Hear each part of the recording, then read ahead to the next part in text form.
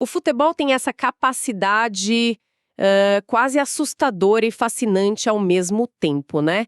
De transformar heróis absolutos em desempregados num piscar de olhos. É um ciclo implacável. Totalmente. Num dia, uma equipe tá lá disputando uma final nacional com a torcida em êxtase. No outro, essa mesma equipe atinge o fundo do poço estatístico e o treinador é sumariamente acompanhado até a porta da rua. E sem muito aviso prévio, na maioria das vezes. Exato. E a nossa missão na análise de hoje é exatamente entender a anatomia de uma dessas quedas bruscas que abalam as estruturas de um clube gigante. Um caso bem emblemático. Sim, estamos falando da demissão relâmpago do técnico Fernando Diniz, do Vasco da Gama. Um evento que sacudiu todo o noticiário esportivo na noite de domingo, 22 de fevereiro de 2026. Foi o assunto da madrugada. Certo, vamos destrinchar tudo isso. E lembrando que o formato de hoje vai ser direto, bem ágil, focado em entregar os pontos essenciais e no máximo 10 minutos para quem nos escuta. É o cenário perfeito para a gente analisar as engrenagens de crise do nosso esporte. E para montar esse quebra-cabeça, nós compilamos informações bem fresquinhas. De fontes excelentes, aliás. Com certeza. Cruzamos reportagens investigativas da ESPN, do Portal Lance, do GE e também da CNN Brasil. Uma cobertura de peso. Sim, porque o nosso objetivo não é só ler as manchetes, é decodificar o que esses dados significam e tentar entender a lógica, ou a falta dela, por trás dessa decisão drástica da diretoria vascaína. Antes de mais nada, vascaíno, deixa o like para fortalecer o gigante. Se inscreve no canal O Gigante Cruz Maltino para não perder nada do Vasco. E comenta aí, de qual cidade você está assistindo, porque o Vasco não tem fronteiras. Aqui é Vasco. Aqui é o Gigante Cruz Maltino. E a gota d'água para essa ruptura total tem endereço, data e placar muito bem definidos, né? Newton Santos. Isso. Aconteceu no estádio Newton Santos, no jogo de ida da semifinal do Campeonato Carioca. Uma derrota dura por 1-0 para o Fluminense. E tem uma ironia cruel aí, considerando que o Fluminense é um ex-clube do Diniz, onde ele tem uma história muito forte. Nossa, verdade. Mas lendo os relatos das nossas fontes, o que mais chama a atenção não é apenas o resultado em si. Afinal, perder um clássico numa semifinal é algo que faz parte do jogo. O problema foi o pós-jogo. Exato. O que realmente gritou nas entrelinhas foram os bastidores imediatos. Um detalhe crucial que ecoou de forma unânime na ESPN e no GE é que o Diniz simplesmente não apareceu para dar a tradicional entrevista coletiva. Aquele momento de dar a cara a tapa não existiu. A sala de imprensa ficou vazia. E o silêncio no futebol é ensurdecedor. Uma cadeira vazia, muitas vezes, fala muito mais alto do que qualquer explicação tática. Quando o treinador não aparece após um clássico eliminatório, é o sinal mais claro de que os laços foram cortados no vestiário.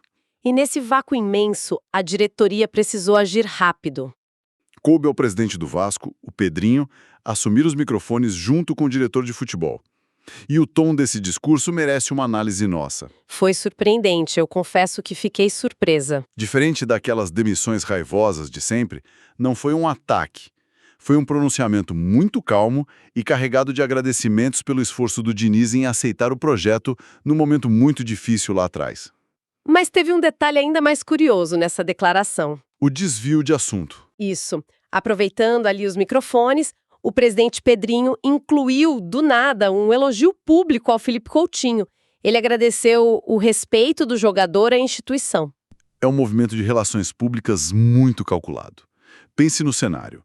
O clube está anunciando que perdeu o rumo momentaneamente. A torcida está fervendo. Exato. Ao trazer o nome do Coutinho, a diretoria tenta ancorar a imagem do clube numa figura de respeito inquestionável. Um escudo para absorver o impacto negativo. Faz todo sentido.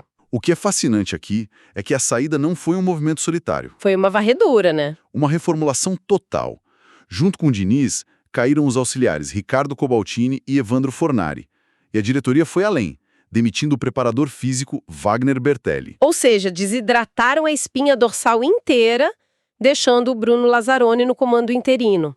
É uma mudança tão drástica que nos obriga a olhar para o retrovisor. E aqui é onde a coisa fica realmente interessante.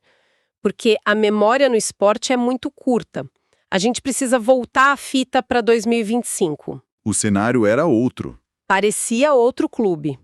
O Diniz chegou e salvou o time de um risco real de rebaixamento no Brasileiro.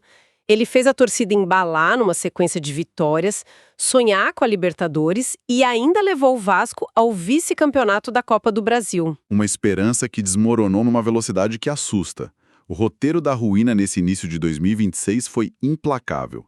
O time simplesmente parou de funcionar. Os números mostram bem isso. Nas 3 primeiras rodadas do Brasileirão, o Vasco não conseguiu uma única vitória.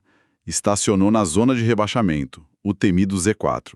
E 2 desses jogos foram em casa. O que é um pecado capital nos pontos corridos. Sem falar no sufoco no Carioca, né? Precisaram dos pênaltis para passar do Volta Redonda nas quartas. E ampliando um pouco o recorte das nossas fontes, o Vasco venceu apenas um dos últimos 11 jogos na Série A. Na vitória em 11 partidas. A pressão engole o trabalho com uma sequência dessas. E falando em números, notamos uma divergência interessante entre os portais, algo comum na imprensa. Contagem de jogos totais. Isso. A ESPN publicou que o Diniz comandou o time em 54 jogos, com 22 derrotas.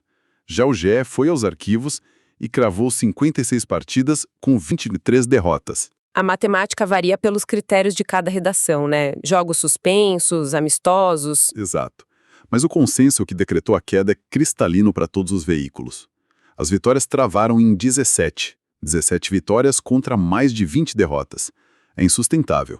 A CNN Brasil até lembrou que isso remete à primeira passagem conturbada dele em 2021. Então, o que tudo isso significa? Significa que a diretoria apertou o botão de emergência, desfez toda a comissão técnica num domingo à noite, mas e a segunda de manhã? É a grande questão. A informação que ecoa no lance é desesperadora para a torcida. O Vasco não tem sequer um perfil definido para buscar no mercado.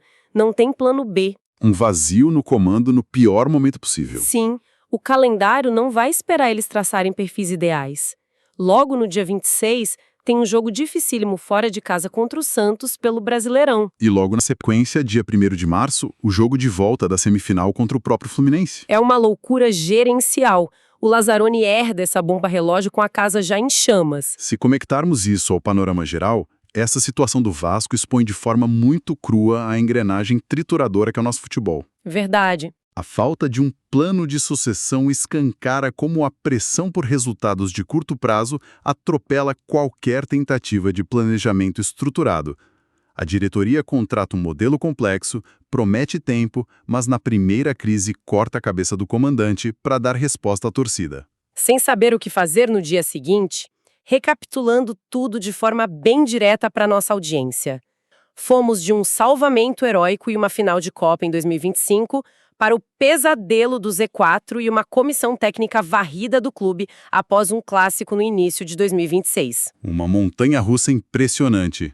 Cumprimos a missão de focar totalmente na anatomia dessa queda relâmpago hoje, entregamos as peças centrais desse quebra-cabeça que chocou o futebol brasileiro. E isso levanta uma questão importante, como sempre gostamos de provocar no final. Diga lá. Considerando essa voracidade por resultados imediatos, até que ponto a ideia de projetos de longo prazo, vendida pelas diretorias nas coletivas, é na verdade apenas uma ilusão retórica? Uma excelente provocação. Fica aí para quem nos escuta refletir de forma independente. O discurso na vitória é mas a prática na derrota costuma ser a mesma de sempre. Com certeza. Agradecemos imensamente a companhia de toda a nossa audiência nessa análise de hoje.